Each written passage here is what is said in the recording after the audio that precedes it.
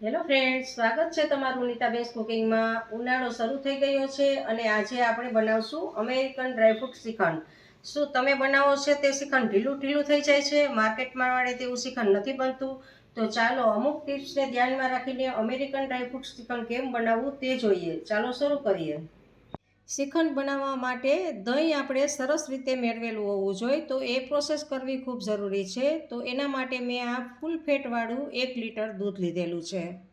હવે આપણે એક ગેસ ઉપર તપેલી લીધી છે અને 1 ચમચી જેટલું પાણી એમાં એડ કરવાનું છે, અને જેથી કરીને આપણું દૂધ છે એ તળિયા નીચે બેસે નહીં એ માટે। અને હવે એમાં આપણે દૂધ એડ કરશું। દૂધને આપણે ગરમ કરવાનું છે। એક ઉભરો આવે ત્યાં સુધી આપણે દૂધને ગરમ કરવાનું છે, અને હવે આપણે ગેસને ફૂલ કરી દઈશું। હવે આપણે દૂધમાં આવી રીતે વચ્ચે ક્યારેક ક્યારેક આમ ચમચો હલાવતા રહેવાનું છે, જેથી કરીને દૂધ નીચે ના બેસે, અને એક ઉભરો આવે ત્યાં સુધી આપણે દૂધને ગરમ કરવાનું છે। તો જુઓ, હવે આપણે એક ઉભરો આવી ગયો છે અને ગેસને આપણે ઓફ કરી દીધો છે, અને ફરી પાછો આમાં ચમચો હલાવી લેવાનો છે, અને હવે આપણે આ તપેલાને નીચે ઉતારી લેવાનું છે ગેસ ઉપરથી। હવે આપણે એક કાણાવાળું છીબું ઢાંકી અને 2 થી 3 કલાક માટે આને ઠંડુ થવા દેશું। હવે આપણે 3 કલાક થઈ ગઈ છે અને તપેલું પણ એકદમ ઠંડુ થઈ ગયું છે। તો આપણું દૂધ હવે ઠંડુ થઈ ગયું છે। તો એક વખત એને ચમચીથી આ બધી જ સ્તર ઉપર હોય છે એને મિક્સ કરી દેવાની છે, એટલે એકરસ થઈ જાય બધું। આવી રીતે જો આમ ચમચીથી બધું જ ભાંગી નાખવાની તરને, અને એમાં મિક્સ કરી દેવાની છે। હવે તેમાં 1 ચમચી, માત્ર 1 ચમચી જેટલું મોરું દહીં લેવાનું છે। બહુ ખાટું દહીં લેવાનું નથી, નહીંતર આપણું દહીં જામશે તો ખાટું થશે। મોરું દહીં લઈ અને આવી રીતે આમ તમારે 1 મિનિટ માટે ચમચીને ફેરવવાની છે। તો જો આવી રીતે આમ એકરસ કરી દેવાનું છે દહીંને એમાં। દહીં આમાં એકરસ થઈ ગયું છે। તો હવે આપણે આને ઢાંકીને 5 થી 6 કલાક અથવા તો 7 થી 8 કલાક માટે એમને રહેવા દેવાનું, જેથી કરીને આપણું દહીં સારી રીતે જામી જશે અને જરા પણ પાણીનો ભાગ રહેશે નહીં એમાં। હવે આપણું દહીં જુઓ સરસ રીતે જામી ગયું છે। જુઓ એકદમ સરસ જાડું ઘાટું એવું દહીં આપણે તૈયાર થયું છે।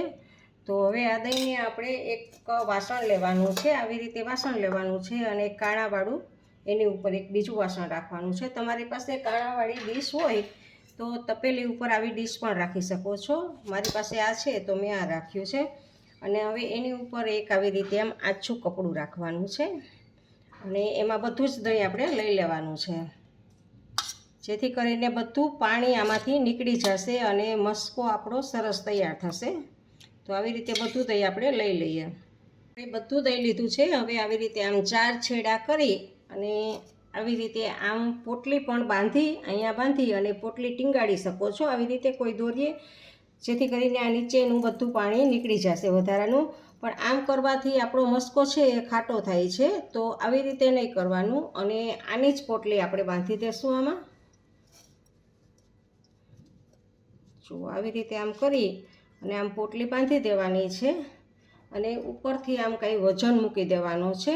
ખાંડણી મૂકો અથવા તો ભરેલી કંઈક ભરેલી ડબરી કે એવું મૂકો, વજન ઉપર રાખવાનો છે। અને હવે આને તમારે ફ્રીજમાં રાખવાનું છે। ફ્રીજમાં રાખશો એટલે તમારો મસ્કો ખાટો નહીં થાય। એક ફ્રીજમાં રાખવું એ ખાસ જરૂરી છે, તો આપણે આને હવે ફ્રીજમાં રાખી દઈએ। 5 કલાક માટે આને ફ્રીજમાં રાખેલું હતું આવી રીતે ઉપર વજન રાખીને। તો હવે આપણે જોઈ લઈએ કે આપણો મસ્કો તૈયાર છે। જો વધારાનું પાણી બધું જ આમાં નીકળી ગયું છે, અને આપણો મસ્કો બનીને તૈયાર છે। જુઓ તમે જોઈ શકો છો કે આપણો આ મસ્કો તૈયાર છે। હવે આપણે વાસણ લીધું છે અને એની ઉપર ઘઉં ચારવાની આવી ચાયણી રાખેલી છે, જારી રાખેલી છે, એની ઉપર આ મસ્કાને આપણે રાખશું અને પ્રેસ કરશું, અંદર ખાનામાં જવા દેશું।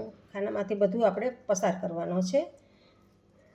જો આવી રીતે આપણે હવે આપણે આ 1 લીટર દૂધનો મસ્કો હતો, તો એમાં આપણે 1 કપથી થોડીક ઓછી એવી આપણે દળેલી ખાંડ આમાં ઉમેરતી જવાની છે। થોડી થોડી ઉમેરતા જઈશું અને આવી રીતે આમ મિક્સ કરતા જઈશું। જો આવી રીતે આમ આપણે કરવાનું છે। ફરી પાછી આપણે ખાંડ ઉમેરશું। એટલે આની જોડે આપણે મસ્કા જોડે ખાંડને પણ મિક્સ કરતી જવાની છે. અને એની જોડે આપણે 2 ટીસ્પૂન જેટલી આપણે મિલ્ક પાવડર એડ કરશું. અને વેનીલા કસ્ટર્ડ છે એ 2 ટીસ્પૂન વેનીલા કસ્ટર્ડ પણ એડ કરશું આની સાથે. એ બધું સાથે આપણે મિક્સ કરતા જઈશું. બાકી રહેલી ખાંડ પણ આપણે મિક્સ કરી અને આમાંથી બધું જ પાર કરી દઈશું. તો આપણે આ શ્રીખંડ તૈયાર છે. આ પ્રોસેસ ગમે એ શ્રીખંડ બનાવતા હોય આ પ્રોસેસ તો કરવી જરૂરી જ છે. અને હવે આપણે આમાં એસન્સ નાખશું. 2 ટીપા આપણે વેનીલા એસન્સના નાખશું આમાં. અને ફરી પાછું આપણે એસન્સને મિક્સ કરી દઈશું. અને આપણે આ આઈસ્ક્રીમ છે એ અમેરિકન ડ્રાયફ્રૂટ આઈસ્ક્રીમ બનાવવાના છીએ. તો એ માટેના બધા ડ્રાયફ્રૂટ્સ લીધા છે. 2 ચમચી બદામ છે, 2 ચમચી કાજુ છે, 1 ચમચી પિસ્તા છે, મિક્સ તૂટી ફૂટી છે, મિક્સ જેલી છે અને ચોકો ચિપ્સ છે. આ બધું આપણે એકી સાથે આમાં એડ કરી દઈશું.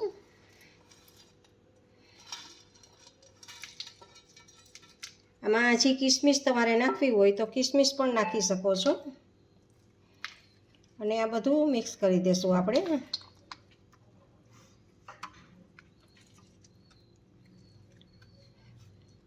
જુઓ જોતાં જ એટલું સરસ મન થઈ જાય એવું છે ખાવાનું. કારણ કે બધું તૂટી ફૂટી જેલી અમેરિકન ડ્રાયફ્રૂટ્સવાળું આપણે શ્રીખંડ લઈ ત્યારે આ બધું જ એમાં આવતું હોય છે. જુઓ આવી રીતે આ ચમચામાં લીધું છે, કેટલું જાડું છે. અને આમ કરીએ અને એકદમ પડી ના જાય એટલે શ્રીખંડ આપણું પરફેક્ટ છે. જુઓ પડતું નથી. તો આપણું આ શ્રીખંડ હવે પરફેક્ટ છે. તો આને આપણે એક ડબ્બામાં ભરી લઈએ. જુઓ આ અડધા કિલાનું માપ છે ડબ્બાનું, કે આપણે શ્રીખંડ લેવા જઈએ છીએ ત્યારે આ ડબ્બો અડધા કિલા ડબ્બાનો છે.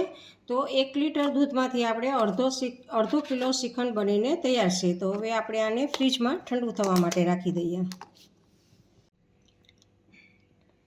જુઓ તમે જોઈ શકો છો કે 564 ગ્રામ શ્રીખંડ બન્યું છે 1 લીટર દૂધમાંથી.